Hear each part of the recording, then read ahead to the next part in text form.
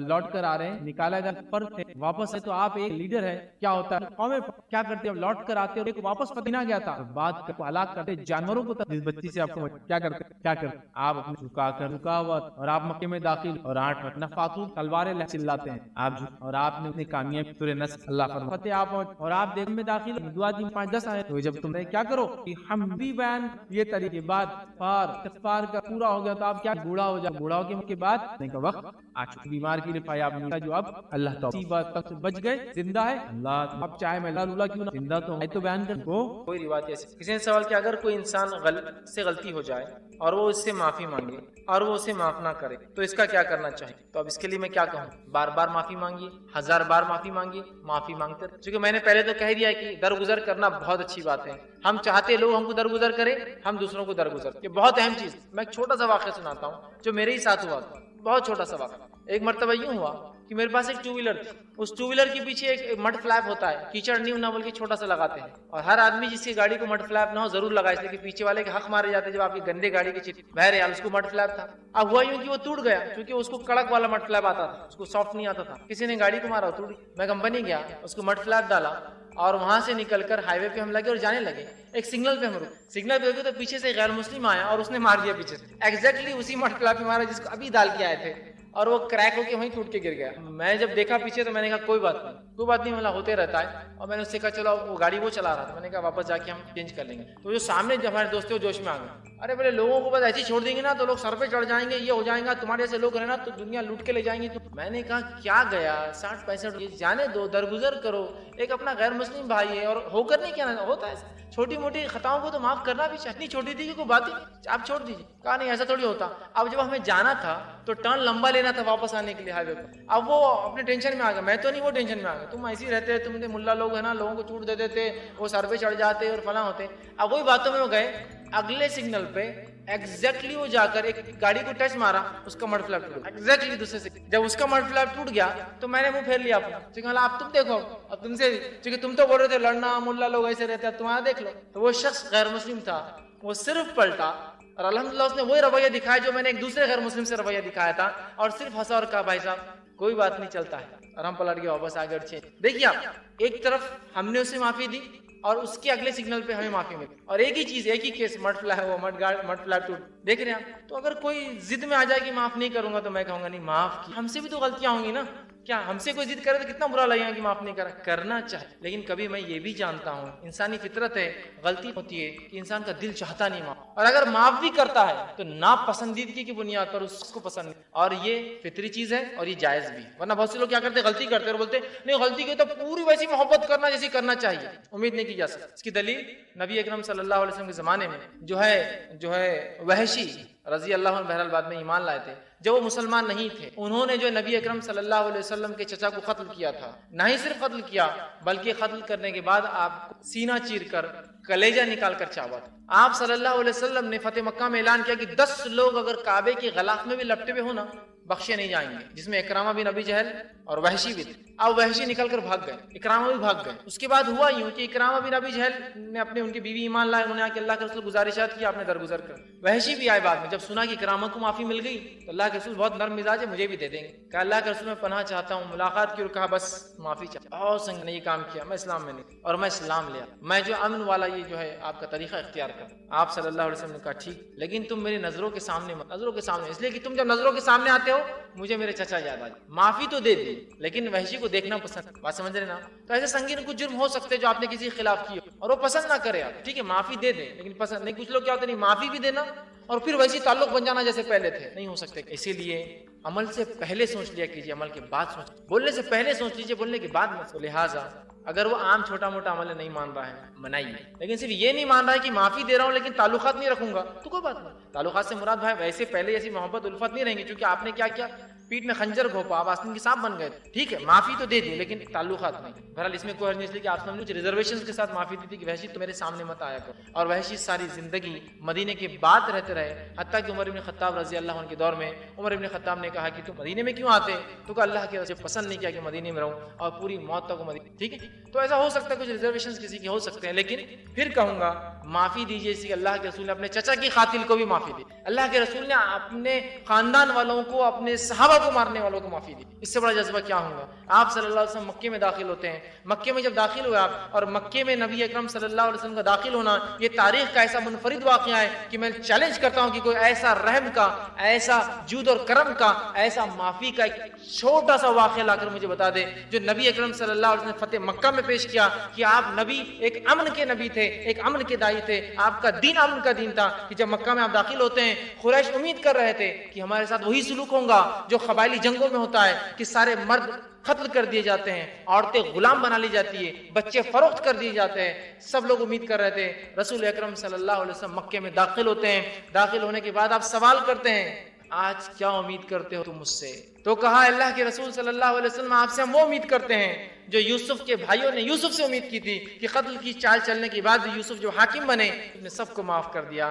تو کہا تم سب امن میں ہو, جو کعبے میں ہے وہ امن میں ہے, جو اپنے گھروں کے دروازوں کے پیچھے ہے وہ امن میں ہے, جو ابو سفیان کے گھر میں ہے وہ امن میں ہے. کچھ لوگوں کے تو آپ نے نام بھی لیے, وہ امن میں. آپ نے کوئی دے سکتا ہے کہ ایسی مثال کہ جس شخص کو کچھ سالوں پہلے ایک بستی سے جہاں وہ پیدا ہوا وہاں سے نکالا گیا, اسے اس انداز سے نکالا گیا کہ اس کو چھپتے چھپاتے اپنی جان بچاتے ایک دوسرے شہر میں جانا پڑی, اور 10 سال بعد وہ شخص اسی شہر میں آتا ہے, اب مظلوم نہیں, ایک حاکم کی حیثیت سے, ایک کانکرر کی حیثیت سے, اور آ کر سب کو کہتا ہے آج معاف کر. دنیا نے روم کو دیکھا, دنیا نے چین کو دیکھا, دنیا نے مصر کو دیکھا, دنیا نے بڑی بڑی حکومتیں دیکھی. جب دوسرے پہ حملہ کرتے تو انسان تو دور, گدھے اور کتوں کے بھی ٹکڑے کر دیتے جب جس شہر پہ حملہ کرتے. یہاں سب کو معافی دی. تو آپ نے تو اپنے چچا کی قاتل کو معاف کر دیا, سارے مکہ کے واسیوں کو معاف کر دیا, لوگوں کو درگزر کیا. اب اس سے بڑا کیا جرم کوئی کیا ہوں گا آپ کے خلاف؟ درگزر کیجئے انشاءاللہ عزیز. ایک طرف آپ کی معافی, ایک طرف اللہ بھی آپ کے لیے کوئی غلطیوں. السلام علیکم. کچھ اشارے کناروں میں آپ معافی اسے جو ہے.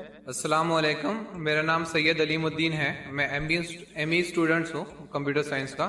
میرا سوال یہ ہے کہ جب کسی بندے سے معافی مانگنے کی باری آتی ہے تو جب اپن معافی مانگنے جاتے ہیں وہ اگر کنڈیشنز رکھتا ہے کہ ایسا کرو ویسا کرو تو معافی دوں گا میں, تو کیا کرنا چاہیے؟ یا پھر ان کے پاس ایسا ٹریڈیشن رہتا ہے کہ پیٹ میں منڈی ڈال کے معافی مانگے تو ہی معافی ملے گی, تو اس صورت میں کیا کرنا چاہیے؟ بھائی نے ایک سوال کیا کہ اگر کسی سے غلطی ہوئی وہ معافی مانگنا چاہتا ہے, اور اگر وہ شخص کنڈیشن لگائے کہ معاف تو تبھی کروں گا جب فلاں چیز ہوگی, معاف تو تبھی کروں گا جب فلاں کام ہوگا. اگر وہ جائز کنڈیشنز لگاتا ہے تو پورا کرنے میں کوئی حرج نہیں. جائز کنڈیشن جیسا یہ ہو سکتا ہے کہ آپ نے معافی مانگی تو آپ مجھے ساتھ لے جا کر میرے سامنے سب سے معافی مانگنا, جائز کنڈیشن ہے نا, اس میں کوئی مسئلہ نہیں, چونکہ آپ کو تو اس سے ہی معافی مانگنا, ان سے ہی معافی مانگنا. مطلب معافی کی مراد یہ کہ ان تمام کے سامنے بولنا کہ میں نے غلط بولا تھا میرے بارے میں, یہ بالکل جائز کنڈیشن. لیکن میں کہوں گا کہ اگر ایک مومن بھائی اپنے بھائی کو رسوا نہ کرے اس طرح سے تو بہت اچھی بات ہے, لیکن اگر وہ لگاتا ہے تو کوئی بات نہیں. دنیا میں تھوڑی سی رسوائی اگر ہوتی ہے کہ بھائی دوسروں کے سامنے مشکل ہوتا ہے تو کوئی مسئلہ نہیں, آخرت سے تو انسان بچ جاتا, بری ہو جاتا ہے.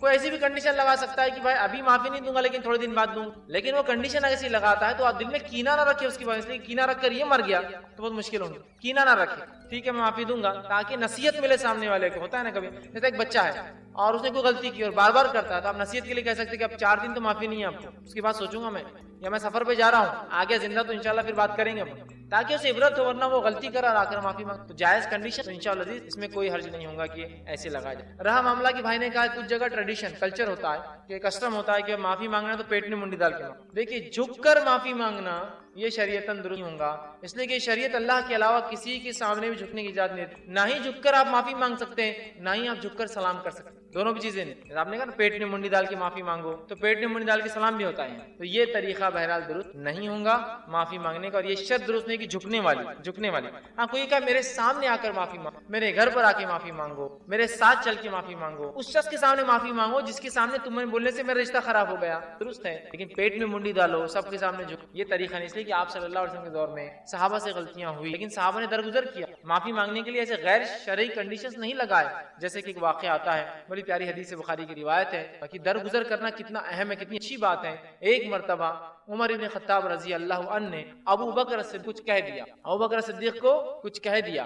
جب کہہ دیا تو نبی اکرم صلی اللہ علیہ وسلم بات گئی کہ عمر نے ابو بکر کو کچھ کہا, اور دونوں کیا مقام رکھتے شریعت میں, بہرحال ان کو بتانے کی دو بڑی شخصیتیں اسلام کی, لیکن پھر بھی تو اللہ کے رسول کو جب بات پتہ چلی تو آپ کھڑے اور خطبہ دیا اور کہا کیا بات ہے تم کہ تم ابو بکر کو برا بھلا کہتے ہو, اس لیے کہ جب دنیا نے میرا انکار کیا اس نے میرا اقرار کیا. جب دنیا میرے خلاف تھی وہ میرے ساتھ کھڑا تھا، ہم اس کو کہتے ہیں۔ عمر ابن خطاب رضی اللہ عنہ کو جب یہ بات پتا چلی کہ اللہ کے رسول ناراض ہوئے، میں نے ابوبکر کو ابوبکر کو کھڑا کہا، آپ ابوبکر کے پاس آئے اور کہا ابوبکر مجھے واپس وہ جملے کہہ دو جو میں نے تم سے کہے تھے، تھوڑے سخت جملے واپس بول دو مجھے جو میں نے کچھ جملے بولے تاکہ حساب برابر ہو جائے، بول دیتا ہوں۔ کہا تم بھی مجھے بول دو وہ بد کلامی جو میں نے تم سے کی تھی تم مجھے بول دو۔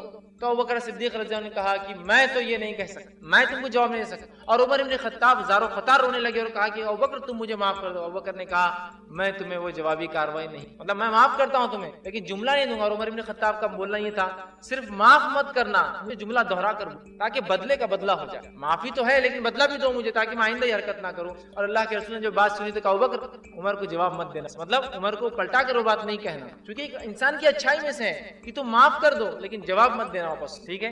تو میں یہ کہوں گا اگر کوئی بھائی آئے اتنے صدق دل سے وہ آپ سے معافی مانگتا ہے تو دینا چاہیے، اس لیے کہ ہم بھی چاہتے ہیں ہمارا رب آخرت ہم کو معاف کرے، ہم بھی چاہتے ہیں لوگ ہم کو درگزر کرے اور معاف کرے، تو ظاہر سی بات ہے ہمیں بھی چاہیے کہ ہم لوگوں کو ان کی غلطیاں جو ہم سے کرتے ہیں درگزر اور معافی والا معاملہ ان سے جاری رکھے، لیکن وہ ٹریڈیشنل جھک کر جو معافی مانگنے کا طریقہ ہے وہ شرعاً درست نہیں ہوگا، لہٰذا اس کی اجازت نہیں دی جائیں گی۔ اس کے علاوہ جو جائز شرائط ہے معافی مانگنے کی بہرحال وہ ہو سکے، لیکن معاف کرنا یہ بڑی اہم چیز ہے، اور ہم کوشش کریں کہ لوگوں اگر وہ ہم سے کچھ کوتاہی غلطی کرتے درگزر کرنے کا جذبہ اپنے جگہ ہے رکھیں۔ آئیے توبہ اور استغفار کے فائدے کیا ہوتے ہیں؟ اگر انسان توبہ کرتا ہے استغفار کرتا ہے تو کیا بینیفٹس اس کو ملتے ہیں اس چیز کے، وہ بھی ہم دیکھتے ہیں۔ چلیے آئیے، اللہ رب العزت سے جب ایک بندہ توبہ کرتا ہے استغفار کرتا ہے تو بہت سارے دنیا کے فائدے اور بہت سارے آخرت کے فائدے اٹھاتا ہے۔ یہ فائدوں کو میں اس لیے رکھ رہا ہوں جس کو فضائل کہتے ہیں، یہ فضائل جاننے سے انشاءاللہ عزیز ہمارے دل میں ایک جذبہ پیدا ہوگا توبہ اور استغفار کا، اور نہ صرف ہم اپنے گناہوں پر توبہ اور استغفار کریں گے جو کہ ہم بھول چکے ہیں توبہ اور استغفار اپنے گناہوں پر بھی، بلکہ ہم گناہوں کے علاوہ بھی توبہ اور استغفار کو اپنے زندگی کا معمول بنا لیں گے۔ تو آئیے کچھ فضائل دیکھتے ہیں توبہ کے۔ پہلا فائدہ توبہ کا وہ یہ ہے کہ جو لوگ توبہ کرتے ہیں اللہ سے اس کی طرف پلٹ کے استغفار کرتے ہیں وہ اللہ کے محبوب ترین بندے پسندیدہ لوگ ہیں، اور اللہ رب العزت قرآن میں فرماتا ہے سورہ بقرہ سورہ نمبر 2 آیت نمبر 222 میں اللہ فرماتا ہے اور کہتا ہے ان اللہ یحب التوابین و یحب المتطہرین، اللہ توبہ قبول کرنے والوں کو، رجوع کرنے والوں کو، گناہوں سے پلٹنے والوں کو اور پاکیزہ رہنے والوں کو، صاف ستھرے رہنے والوں کو پسند کرتا ہے۔ تو توبہ کرنے کا پہلا فائدہ اللہ کی محبت انسان کو اور اس کے محبوب بندوں میں اس کا شمار ہوتا ہے، اس لیے کہ اللہ محبوب کو رکھتا ہے، پسند کرتا ہے توبہ کرنے والا۔ دوسرا فائدہ توبہ کرنے کا جو ایک انسان کو ملتا ہے وہ کیا ہے؟ اللہ اسے بخش دیتا ہے، توبہ کرنے والے کو اللہ بخش دیتا ہے، معاف کر دیتا ہے، اس کی خطاؤں کو درگزر کر دیتا ہے۔ اللہ رب العزت قرآن میں فرماتا ہے سورہ طٰہٰ سورہ نمبر 20 آیت نمبر 82 اللہ فرماتا ہے وَإِنِّي لَغَفَّارٌ لِمَن تَابَ وَآمَنَ وَعَمِلَ صَالِحًا ثُمَّ اهْتَدَىٰ۔ سن لیجئے کیا فرماتا اللہ کہ میں جو ہے لوگوں کو معاف کرتا ہوں، لمن تابا، جو میری طرف رجوع کرتا ہے، جو میرے سے توبہ کرتا ہے میں اسے معاف کرتا ہوں، لیکن کنڈیشنل ہے میری معافی۔ پہلی شرط معافی کے لیے وہ آمنا، وہ ایمان والا ہو، وہ عمل صالحا، اور پھر نیک کام کرے توبہ کرنے کی۔ اس کا ہرگز معلوم مطلب یہ نہیں کہ توبہ کر لیا مطلب نیا اکاؤنٹ کھولنے کی اجازت مل گئی مجھے اب گناہ کرنے کی۔ توبہ کرتا ہے ایمان والا انسان اور پھر نیک کام کرتا ہے تو اللہ رب العزت فرماتا ہے وَإِنِّي لَغَفَّارٌ لِمَن تَابَ، کہ ان لوگوں کی میں توبہ قبول کرتا ہوں جو مجھ سے توبہ کرتے ہیں اور انہیں معاف کر دیتا ہوں، اور پھر وہ ایمان لائے اور نیک عمل پھر کرتے رہے اور اس معاملے پہ جم جائے، اس معاملے بڑھ جائے۔ تیسرا فائدہ، چوتھا فائدہ اور پانچواں فائدہ چونکہ ایک ہی حدیث میں آتا ہے اس لیے میں ایک ساتھ رکھوں گا۔ تیسرا فائدہ توبہ کا ہے اللہ غم سے نجات دیتا ہے، پریشانیوں سے نجات دیتا ہے، مشکلوں سے نجات دیتا ہے۔ چوتھا فائدہ تنگ دستی دور کرتا ہے۔ سبحان اللہ، ہم نے سوچا بھی نہیں توبہ استغفار کا تعلق تنگ دستی سے بھی ہو سکتا ہے، یا توبہ استغفار کرنے سے رزق میں کشادگی بھی آ سکتی، مال و دولت میں فراوانی بھی ہو سکتی ہے۔ اس لیے کہ توبہ کرنے کا ایک فائدہ ہے تنگ دستی سے اللہ نجات دیتا ہے۔ اور پانچواں فائدہ توبہ کا معلوم آپ کو کیا ہے؟ ایسی جگہ سے روک دیتا ہے جہاں سے سوچا بھی نہیں، تنگ دستی بھی دور ہوتی ہے، غم بھی دور ہوتے ہیں، اور ایسی جگہ سے روزی ملتی ہے، روزی سمجھتے ہیں نا آپ، رزق ملتا ہے جہاں سوچا بھی نہیں ہوگا، گمان بھی نہیں کیا ہوگا، فہم میں بھی نہیں لایا ہوگا۔ آئیے حدیث اس طرح سے ابو داؤد کی روایت ہے، تینوں فائدے ایک ہی حدیث۔ پہلا، جو شخص استغفار کو لازم پکڑ لیتا ہے، استغفار کو اپنے نفس سے لازم کر لیتا ہے، پکڑتا ہے، تو اللہ تعالیٰ اس کے لیے ہر غم سے نجات کا راستہ نکالا۔ ہر غم، آج کون سا ہے نا جو انسان ہے جو غم زدہ نہیں، پریشان حال نہیں؟ بتائیے، میں تو کہہ سکتا کہ مکمل طور 100% خوش ہوں؟ ہم تو ہر حال میں اللہ کا شکر تو ادا کرتے ہیں، لیکن کہیں نہ کہیں پریشانیاں ہیں. پریشانیوں کا حل توبہ اور استغفار. ہم نے تو کبھی سوچا ہی نہیں تھا کہ غم کا علاج بھی استغفار ہو سکتا ہے. ہر غم سے اللہ نجات دیتا ہے استغفار کی بنیاد پہ، اس کی فضیلت یہ ہے. دوسرا، ہر تنگ دستی سے کشادگی کی طرف لے آتا ہے، ہر قسم کی غربت اور تنگ دستی سے نکال کے کشادگی کی طرف لاتا ہے. اور تیسرا، صرف تنگ دستی اور تنگ دستی سے نکال کے کشادگی کی طرف نہیں لاتا ہے، ایسی جگہ سے روزی دیتا ہے جہاں سے اس نے گمان بھی نہ کیا ہو، سوچا بھی نہ ہو. یاد رکھ، سوچا بھی نہ ہو. کیا فائدے ہیں استغفار اور توبہ. روزی میں برکت، ایسی جگہ سے روزی جہاں سے سوچا نہ ہوگا. ہر غم سے نجات. کوئی کہتا ہے میرے گھر میں بیماری ہے، میں غم زدہ ہوں، استغفار کی کثرت. کوئی کہہ رہا ہے مجھے تنگ دستی ہے، استغفار کی کثرت. کوئی کہہ رہا ہے مجھے جو مال و دولت کی کمی ہے، استغفار کی کثرت. کیجئے تو صحیح، آپ دیکھیے اللہ کیسی رکھ. اور کوئی کہے مال و دولت تو ہے، برکت نہیں ہے، استغفار کی، اس لیے کہ اللہ نے مال و دولت کی برکت چھین لی نا آپ کی. رزق میں اضافہ کہاں ہو رہا ہے؟ مال تو تعداد کوانٹٹی وائز بہت ہے، لیکن دل کہاں سکون میں ہے؟ استغفار نہیں کر رہے ہیں. استغفار کی کثرت، استغفار کی کثرت، استغفار کو معمول بنا لیجیے. 3 عظیم فائدے ایک ہی حدیث میں آ رہے استغفار کے. غم سے نجات، تنگ دستی سے کشادگی کی طرف، اور ایسی جگہ سے روزی دیتا ہے جہاں سے سوچا بھی نہیں. اسی طرح غم سے نجات کے تعلق سے چھوٹا سا واقعہ رکھ دیتا ہوں صرف آپ کے سامنے، چونکہ ہمارے حالت میں ایسے واقعات ہوتے ہیں، ہمارے ماحول میں اس لیے رکھ رہا ہوں کہ نبی اکرم صلی اللہ علیہ وسلم کے پاس ایک صحابہ اور ایک صحابی آئے جن کے بیٹے کو گرفتار دشمنوں نے پکڑ لیا. اور نہ صرف پکڑا، خبر ملی کہ بہت مضبوط زنجیروں کے اندر اس کے پیر باندھ دی. وہ آئے اور کہا اللہ کے رسول اللہ علیہ وسلم، دشمنوں نے جو ہے ہمارے بچے کو پکڑ لیا، آپ کچھ بتائیے کیا کیا جائے، کیا کرا جائے کہ ہمارا جو ہے بچہ واپس آ، میرا بیٹا جو ہے واپس آ جائے. وہ ماں اور باپ دونوں آئے. اللہ کے رسول صلی اللہ علیہ وسلم نے کہا استغفار کی کثرت، استغفار. وہ کہتے ہیں کہ وہ دونوں گھر گئے، استغفار کی خوب کثرت. اور ان کے بیٹے کہتے ہیں کہ جب میں بیڑیوں میں جکڑا تھا، اچانک ایسا ہوا کہ میری پیروں کی دونوں بیڑیاں اچانک رات میں دونوں بیڑیاں ٹوٹ. جب بیڑیاں ٹوٹ گئی تو میں پریشان ہو گئی، یہ کیا ہوا؟ لوہے کی زنجیریں تھی وہ بیڑیاں بولتے لوہے کی موٹی موٹی زنجیروں میں جب قیدی کو قید کیا جاتا ہے جو آسانی سے نہیں ٹوٹتی، یاد رکھیے. ٹوٹ گئی، میں پریشان ہوا. اور ایک اونٹ میں نے پکڑا، وہ ایک اونٹنی میں نے لی، اس پہ سوار ہوا اور بھاگنے لگا. جب میں اس اونٹنی پر بیٹھ کر بھاگنے لگا تو سارے اونٹ باڑے کے نکل کے میرے پیچھے بھاگنے لگے. اب چونکہ مجھے تو جان بچانے تھی، میں نکل گیا اور پورے اونٹ بھی پیچھے بھاگنے لگے. اور اس کے بعد وہ اپنے گھر آئے، والدین خوش ہو اٹھے، والدین سے ملاقات کی اور اللہ کے رسول کے پاس اس بچے کو لے کر اللہ کے رسول ہمارا بیٹا گھر واپس آ گیا ہے، استغفار کی برکت دیکھی، بچہ واپس آ گیا. ہر غم تھا نا بیٹے کے گمنے کا، اللہ نجات دے دی، بیٹا واپس دے دی. پھر کہا اللہ کے رسول اب یہ اونٹوں کو کیا کریں، چونکہ بھاگنے کے لیے میں نے دشمن کی اونٹنی لے لی تھی نا، جان بچانے کے لیے جو اونٹنی لی گئی تھی ان کی نہیں تھی، دشمن کی تھی. اور کہا وہ ایک نہیں، وہ اونٹنی کی وجہ سے کئی اونٹ پیچھے آ گئے میرے. تو اللہ کے رسول نے کہا یہ رزق ہے جو اللہ نے تمہیں دیا بغیر سوچے کہ، مطلب ایسی جگہ سے دیا، تم استعمال کرو ان اونٹوں کو اور ان اونٹوں اور ان کو سارے اونٹ. دیکھیے نا، ایک تو نجات ملی استغفار سے، اور دوسرا رزق بھی مل گیا جہاں سے سوچا بھی نہیں تھا. دشمن کا رزق، مطلب دشمن کے پاس کی چیز گھر آ گئی. کتنے فائدے نا استغفار کے. آئیے استغفار کے اور فائدے سب، 6واں 7واں 8واں 9واں فائدہ ایک ہی آیت کے اندر آتا، اس لیے 4 فائدے رکھ رہا ہوں. 6واں فائدہ، بہترین اللہ موسلا دار بارش برساتا ہے استغفار کی کثرت سے. اسی طرح مال میں اضافہ کرتا ہے اللہ جو ہے استغفار کی کثرت سے اور توبہ کی کثرت سے. اولاد میں ترقی دیتا ہے اللہ استغفار اور توبہ کی کثرت، اور باغات اور نہریں نکال دیتا ہے، رزق کے ذریعے بنا دیتا ہے استغفار کی کثرت سے. اللہ رب العزت سورہ نوح سورہ نمبر 71 آیت نمبر 10 11 اور 12 میں فرمایا اور کہا، نوح علیہ السلام نے اپنی قوم کو دعوت دی، اور دعوت دیتے وقت وہ انہیں کیا کہہ رہے سنیے. وہ کہتے ہیں قلت استغفروا ربکم انہ کان غفارا، اے میری قوم اپنے رب سے استغفار کرو اپنے گناہوں کے لیے، تم شرک جیسی برے جرم میں جو ہے پھنسے ہوئے ہو، اپنے رب سے معافی مانگو جو انہ کان غفارا، تمہارا رب ہمارا رب ضرور ہمیں معاف کرے گا اس گناہ کے لیے بھی اور تمام چیزوں کے لیے. یرسل السماء علیکم، اور جب تم توبہ کرو گے تو آسمان سے موسلا دھار بارش برسائیں گا جو نفع بخش ہوتی ہے، نقصان نہیں ہوتی. یرسل السماء علیکم مدرارا، کس وجہ سے؟ ایمان لانے کے بعد اگر استغفار کرو گے تو آسمان سے بہترین موسلا دھار بارش برسائیں گا. پھر فرمایا وَيُمْدِدْكُمْ بِأَمْوَالٍ وَبَنِينَ، اور تمہیں مال میں، دیکھیے مال کا سیدھا لفظ ہے، رزق کا لفظ ہے، رزق میں مال اولاد سب آتا ہے. وَيُمْدِدْ، تمہیں بڑھاوا دیں گا، مالم و بنین، مال میں، روپیے اور پیسے میں، اور لڑکوں میں اضافہ کریں گا تم، ہے نا. انسان کیا چاہتا ہے اپنے لیے؟ تو کہا تم چاہتے ہو نا رب سے اولاد اور لڑکے، تو اس میں اضافہ کریں گا تمہارے. تو جو لوگ بے اولاد ہو استغفار کی قسم، بارش نہیں ہو رہی ہے استغفار کی قسم، چونکہ نوح علیہ السلام کہہ رہے ایمان کے بعد استغفار کرو گے تو بارش برسائیں گا، مال و دولت میں اضافہ کریں گا، اولاد عطا فرمائیں گا. پھر فرمایا وَيَجْعَلْ لَكُمْ جَنَّاتٍ وَيَجْعَلْ لَكُمْ أَنْهَارًا، اور تمہارے لیے بہترین باغات میسر کر دیں گا، اور صرف باغات نہیں بہترین نہریں جاری کر دیں گا کہ نہ صرف کھیتی ہو، پانی والی کھیتی ہے تمہیں. 4 فائدے دیکھیں استغفار کے کیسے ایک ہی ساتھ آ رہے ہیں. بارش کا بہترین برسنا، دوسرا دوسرا فائدہ ہم دیکھ رہے ہیں اس کے اندر وہ یہ ہے کہ مال میں اضافہ، اولاد میں اضافہ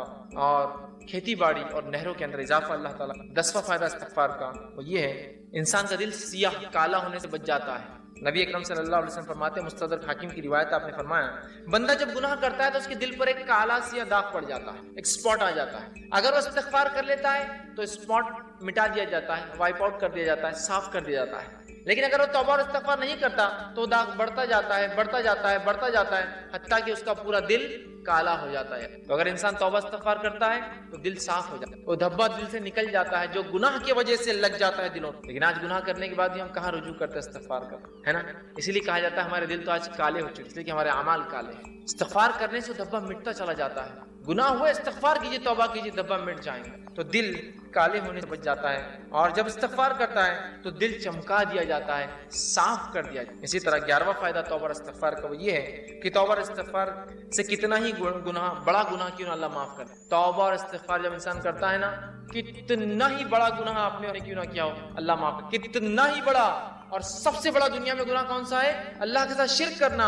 اگر شرک کرنے والا بھی توبہ کرے تو سچی توبہ کے بعد اللہ اس کے شرک کو بھی معاف کر دیتا ہے، زنا کو بھی معاف کر دیتا ہے، کفر کو بھی معاف کر دیتا ہے، نفاق کو بھی معاف کر دیتا ہے، ہر قسم کے گناہ کو معاف کر دیتا ہے۔ اور نماز اگر چھوڑتا ہے، تارک الصلاۃ، نماز چھوڑنے والا تو اس کے گناہ معاف ہو جائیں گے۔ لیکن توبہ اور توبہ کی شرائط میں بھر انشاءاللہ آگے آؤں گا، لیکن جو بات آیت گزری آگے وہ یہ ہے کہ ایمان لانے کے بعد عمل صالح بڑھ جائے، یہ توبہ کی شرائط ہے۔ ورنہ یہ نہیں کہ توبہ کر لی اور اگلا گناہ کرنا پھر گناہ کرنے سے ہر گناہ کی معافی، توبہ کرنے سے ہر گناہ کی معافی ملتی ہے۔ ہر گناہ کی شرط یہ ہے کہ موت سے پہلے یا قیامت کی کوئی بڑی علامت آنے سے پہلے یہ کر لیا جائے، موت سے پہلے۔ اس لیے کہ آپ نے حدیث فرمایا جب خرخراہٹ کی آواز گلے میں نزات کی حالت، موت سے قریب خر آواز آتی گلے سے، انسان مرنے قریب ہوتا، تو تب کی گئی توبہ قبول نہیں ہوتی۔ جیسے کہ فرعون نے بھی توبہ کی تھی جب وہ غرق ہو رہا تھا، صحیح بخاری کی، غرق ہو رہا تھا، موت دیکھ چکا تھا، توبہ کی، اللہ نے توبہ قبول نہیں کی اور ڈوب کو مارا گیا، کہ تو ڈوبتے وقت کہا میں ایمان لایا موسیٰ اور ہارون کے رب پر، کام نہیں ہے۔ تو اس سے پہلے کہ موت آئے توبہ کر لے، یا کوئی علامت آ جائے قیامت کی، توبہ ضرور، ہر گناہ کی توبہ اللہ معاف کرے۔ لیکن زندگی میں یاد رکھیں، مرنے سے پہلے اور نجات کی، مطلب مرنے کے بعد اور نجات کی حالت پہلے اگر توبہ نہ ہوئی پھر توبہ کی گنجائش ہے۔ جو گناہ ہم سے ہوا ہو، کتنا ہی بڑا کیوں نہ ہو، سچی توبہ اپنے رب سے کیجیے، یاد رکھیں توبہ تو نصوحہ کیجیے، انشاءاللہ عزیز ہمارا رب کو ہم پائیں گے کہ وہ ہر گناہ کو آئیے۔ 12واں فائدہ سچی توبہ کرنے سے ایک ایسا عظیم فائدہ ہے، سچی توبہ کرنے سے اللہ گناہوں کو بھی نیکی میں تبدیل، سبحان اللہ۔ ایسا کہیں ہوتا ہے کسی کا آپ نے نقصان کیا، نقصان کرنے کے بعد معافی مانگی اور اس نے اتنے نقصان کے بدلے آپ کو کچھ عطا کر دیا؟ ہوتا یہ کہ معافی دے دے تو بڑی بات ہے، چیز بھر کی بھی دینا پڑتی، معافی مانگنا پڑتی ہے، زندگی بھر کی دشمنی بھی رہتی، باقی گناہوں کو نیکی میں تبدیل کرنے اگر توبہ سچی۔ نبی اکرم صلی اللہ علیہ وسلم کے پاس ایک ایسا قبیلہ آیا عرب کا جو لوٹ مار کرتا تھا، راستوں مسافروں کو لوٹتا تھا اور وہی ان کی انکم کا ذریعہ تھا، خون قرابہ، قتل، غارت گری، شرک اور کفر اور لوٹ مار۔ وائے کہ اللہ کے رسول، کیا ہماری توبہ ہے؟ اللہ ہم اگر توبہ کرنا چاہتے ہیں کہ ہماری توبہ ہے جو اتنے گناہ ہم زندگی میں کر چکے ہیں، اور آج کون سا ایسا انسان ہے دنیا میں جو معافی نہیں چاہتا اپنے گناہوں کے لیے؟ راستہ یہ ہے معاف کا، راستہ یہ ہے معاف۔ ہر انسان چاہتا ہے اسے گناہ، ہر انسان ریپینٹ کرنا چاہتا ہے، توبہ کرنا چاہتا ہے، استغفار کرنا، یہ ہے طریقہ۔ تو کہا ہماری کوئی توبہ ہے؟ اللہ رب العزت بڑی طویل آیت نازل کہ وہ لوگ جو کفر کرتے ہیں، قتل کرتے ہیں، ٹھیک ہے، اور جو ہے اسی میں جو کفر اور شرک اور قتل و غارت گری میں ان کی موت آ جاتی ہے، تو اللہ ان سے عذاب کو نہیں ہٹائیں گا۔ لیکن آگے فرمایا جو کہ جو ہے آیت اس طرح سے اللہ فرماتا ہے الا من تاب وعمل عملا صالحا فاولئک یبدل اللہ سیئاتہم حسنات وکان اللہ غفورا رحیما۔ اللہ نے فرمایا الا من تاب، ان گناہوں کے بعد اگر کوئی توبہ کر لے، شرک کیا تھا، ختم کیا تھا، جو کچھ کیا تھا، اگر توبہ کر لے، وہ آمنا، اور پہلی شرط ایمان لائے، اور الحمدللہ ہم تو مسلمان ہیں تو ایمان والے ہم ہیں ہی، اس کے بعد دوسری شرط وہ عمل عملا صالحا، اور اس کے بعد نیک کام شروع کرتے عمل صالحا، فاولئک، تو اللہ پھر اس عمل کے بدلے کی ایمان والا ہے، سچی توبہ کیا، اولئک یبدل اللہ سیئاتہم، تو اللہ بدل دیں گا ان کے گناہوں کو حسنات، نیکیوں کے اندر۔ اور آگے فرمایا وَكَانَ اللَّهُ غَفُورًا رَحِيمًا، اور اللہ تعالیٰ تو معاف کر اور رحم کرنے والا۔ تو گناہ بھی نیکی میں تبدیل ہو سکتے اگر سچی توبہ انسان۔ اسی طرح ابن ماجہ کی روایت ہے، آپ صلی اللہ علیہ وسلم فرماتے کہتے ہیں اگر تم اس قدر گناہ کرو کہ تمہارے گناہ आसमान तक पहुंच। लेकिन इन हदीसों को बिल्कुल राइट कॉन्टेक्स्ट में लीजिए, बिल्कुल सही मानों में। ये हदीस से दलील नहीं है गुनाह करने की, जो हो जाते हैं उसकी माफी की, राइट कॉन्टेक्स्ट। तो अल्लाह के रसूल फरमाते हैं कि अगर तुम्हारे गुनाह आसमानों तक भी अगर छूटे, अगर तुम इस कदर गुनाह करो कि तुम्हारे गुनाह आसमानों तक पहुंच जाएंगे, फिर तुम तौबा कर लो तो अल्लाह तुम्हारी तौबा को कबूल करे। अगर किसी इंसान ने ऐसे भी गुनाह किए हो जो आसमानों तक छू रहे जाते, लेकिन वो अल्लाह की जात से इन गुनाहों पे कभी ना उम्मीद ना हो, याद रखो। बल्कि अगर सच्ची तौबा करता है तो इंशाअल्लाह अज़ीज़ अपने रब को वो तौबा कबूल करने वाला और माफ करने वाला जरूर पाएंगे। लेकिन तौबा सच्ची हो, उसके शराइत के साथ, याद रखें। चलिए आइए आगे। 13वीं चीज, 13वां फायदा जो हम तौबा का फायदा उठाते हैं और जो है इस्तिग़फ़ार का, आदमी सच्ची तौबा की वजह से जन्नत का मुस्तहिक बन जाता है। सच्ची तौबा की वजह से जन्नत का मुस्तहिक बन जाता है।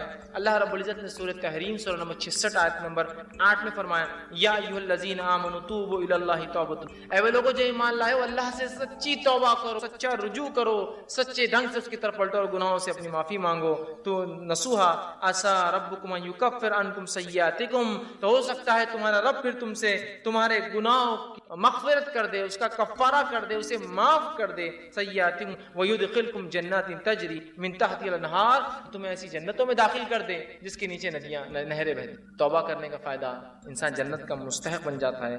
14वां और आखिरी फायदा जो आज मैं रखूंगा तौबा का, वो ये है, जब इंसान सच्ची तौबा करता है, सच्चे तौर से नदामत होता है, तौबा करता है, तो जो है अल्लाह रब्बुल इज़्ज़त जो है उससे खुश होता है। इंसान जब तौबा करता है तो अल्लाह खुश होता है, नाराज नहीं। हाँ, नाराज तो उनसे होता है जो गुनाह करे और अड़ जाए उस पर, लेकिन जो तौबा करते हैं अल्लाह खुश होता है। हदीस के अल्फाज इस तरह से, जो तौबा के बारे में नबी फरमाते कि अल्लाह खुश होता है, और हदीस इस तरह से है जो सही बुखारी की रिवायत है, आप सल्लल्लाहु अलैहि वसल्लम फरमाते हैं कि अल्लाह अपने बंदे की तौबा पर ऐसा खुश होता है, जब बंदा तौबा करता है अल्लाह ऐसा खुश होता है जैसे कि एक शख्स सफर पर निकला हो, मुसाफिर सफर करके चल जा रहा हो और एक जगह अपने ऊंट को बांधे और लेट जाए रेगिस्तान के बीच, और जब वो जागे तो उसका ऊंट चला जाए, वो थोड़ा निकल कर ढूंढता है अपने ऊंट को, उसका ऊंट उसे नजर नहीं आता, तो फिर वो वापस आता है और सोचता है कि अब रेगिस्तान में घूम के मरने से अच्छा है जहां लेटा था उस छोटे दरख्त के नीचे लेट जाऊं तो मुझे मौत आ जाए, क्योंकि अब रेगिस्तान में ऊंट घूमना मतलब मौत है और कोई रास्ता नहीं। वो आकर लेट जाता है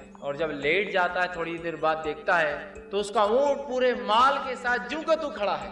एक तो रेगिस्तान, उस पर अकेला मुसाफिर और उस पर ऊंट का वापस आना, ये बहुत ताज्जुब की बात है। जो लोग अरब है वो जानते हैं, जो लोग ऊंट पालते हो जानते हैं, ऊंट कभी जिंदगी में पालतू नहीं होता।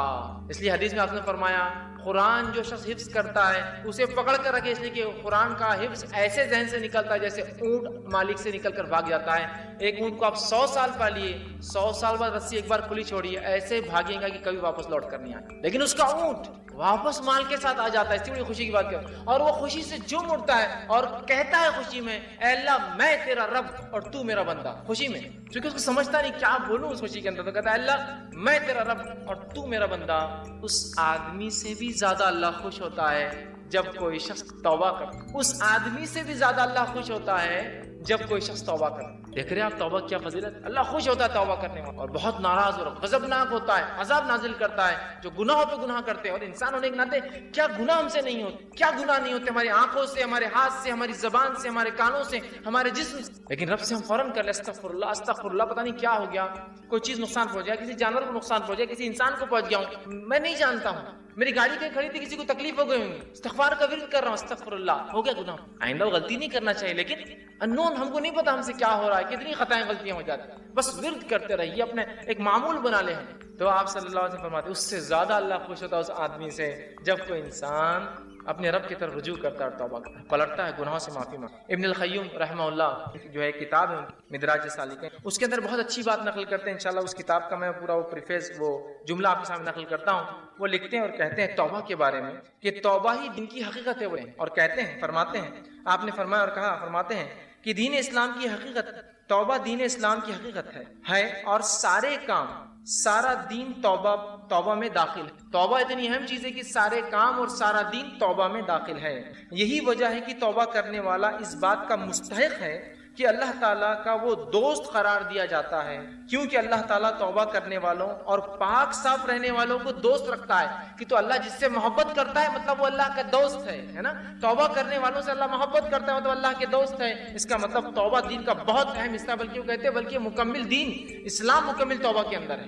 پھر وہ آگے لکھتے ہیں اللہ تعالیٰ اپنے ان بندوں سے محبت رکھتا ہے جو اس کام کو بجا لائے جس کا اس نے حکم دیا ہے، اور اسے ترک کرے، ان کاموں کو چھوڑ دیں جس سے اس نے منع فرمایا ہے. تو گویا توبہ کا مفہوم یہ ہے کہ جن کاموں کو اللہ تعالیٰ نے ظاہری اور باطنی طور پر ناپسند فرمایا ہے، فرماتا ہے انسان ان سے رجوع کرے، توبہ کرے، کرتے ہوئے ایسے کاموں کو اختیار کرے جنہیں اللہ تعالیٰ ظاہری اور باطنی مطلب اوپنلی اور کلوزلی، چھپا ہوا سیکرٹلی اس کو پسند کرتا ہے. فرماتا ہے اس اعتبار سے توبہ ایک جامع لفظ ہے اور اسلام، ایمان اور احسان اس توبہ میں مکمل طور سے داخل ہے، اور یہ تمام مقامات کا احاطہ کیے ہوئے. اسی لیے یہ ہر مومن کے مقصود کی ابتدا بھی ہے کہ وہ توبہ کرے، اور انتہا بھی ہے، خاتمہ بھی اسی پر ہو کہ وہ توبہ کرے. اسی مقصود کی خاطر مخلوق کو جود بخشا گیا، اور توحید اسی کا ایک جز ہے بلکہ عظیم جز ہے. پھر آگے لکھتے ہیں اکثر لوگ توبہ کی قدر و منزلت اور اس کی حقیقت سے آگاہ نہیں ہوتے. علم اور عمل اور حال کے اعتبار سے توبہ کرنا تو بہت دور کی بات ہے.